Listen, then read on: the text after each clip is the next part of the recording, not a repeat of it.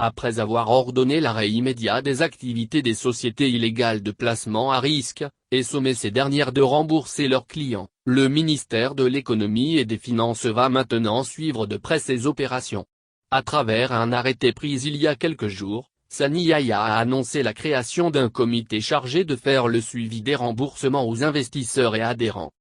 Composé de représentants de diverses institutions, Trésor, Inspection générale des finances, PSAO entre autres, et présidé par le secrétaire général du ministère, le comité a pour mission d'organiser des rencontres avec les responsables des structures concernées, d'effectuer des missions de vérification, d'évaluer leur situation financière et patrimoine, et d'arrêter les modalités de remboursement.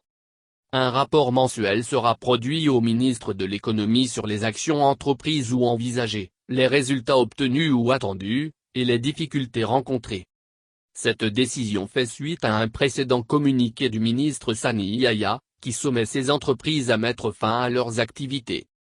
Il m'a été donné de constater une prolifération de sociétés qui exercent l'activité de collecte de fonds du public et d'octroi de crédit ou proposent des services financiers en ligne et de commerce, de marketing de réseau, des transactions de crypto-monnaies, de courtage, de conseil en investissement boursier, de trading et des produits de placement avec la promesse de rendements surréalistes allant jusqu'à 300% du capital souscrit ainsi que des taux d'intérêt annuels sans commune mesure avec ceux servis par le système financier classique.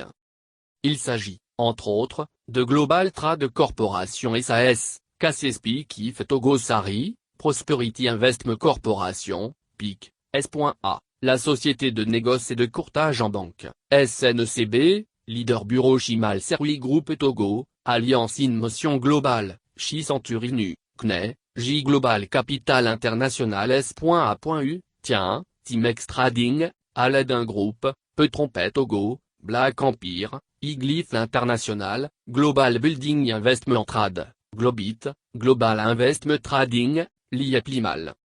Je tiens à informer la population que ces structures exercent en toute illégalité et ne sont pas autorisées à collecter des fonds auprès du public contre des titres de capital ou de placement. Elles proposent des gains mirobolants et flatteurs pour susciter l'engouement de la population à ces produits, l'exposant ainsi à un risque élevé de perte de l'épargne constituée durant tant d'années d'efforts. Mentionne le communiqué du ministère de l'Économie et des Finances.